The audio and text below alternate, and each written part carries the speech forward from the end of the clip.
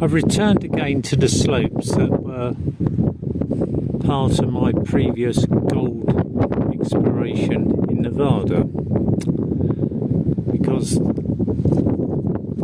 returning I'm now able to see there's many more excavations than I initially thought, and these can be seen when you pay some close attention to the geography.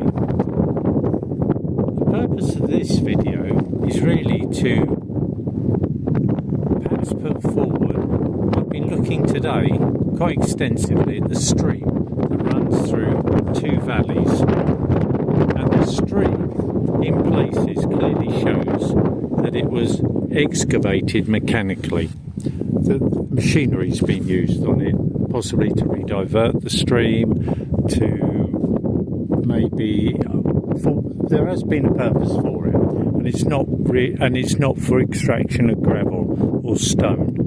It was purposely done, I think, to divert the water and to create pools and to enhance, make easy, possibly hand panning. And I think this area has been the focus of attention in the initial days of the discovery to later on, when ideas and access to machinery created an opportunity for others to perhaps re-explore, re-examine, and part-time, because water would be necessary, part-season as maybe a weekend project to pan the area. The valley itself 50 years ago was miles away from the Las Vegas, which has spread out since, and so some isolation. It would have been unlikely very few people visit this area now, so it would have been very unlikely that there would have been curiosity for others to explore this otherwise uninteresting area.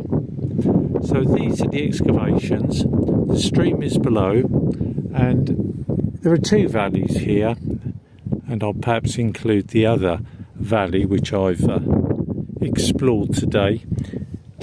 But I'm sure, I'm positive, machinery's been used on one of the valleys, certainly. And at this bend, I'm not sure. I think some redirection of the stream has taken place. What I wanted to just add was the difference. You'll find a lot of pyrite here. A lot of pyrite in the soil, and what's the difference between that and gold?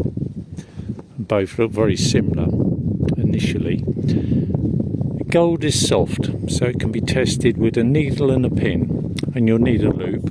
So if you press a needle into gold, it'll leave an impression, and on pyrite it will leave a scratch. But you'll be able to define those with a magnifier, 10 times magnifier. Apart from that, you'll just need a pan. But the location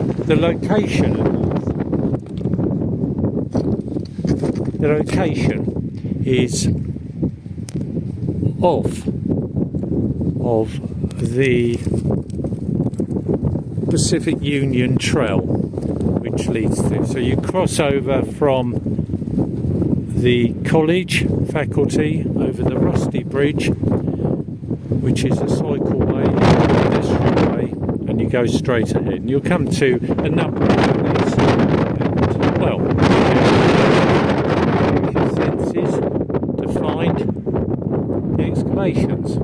But of course, you'll only be able to pan when there's water in the stream, so seasons will be important. Hope it gives you an insight. If you find anything, it'll be very interesting to see if what I've summarised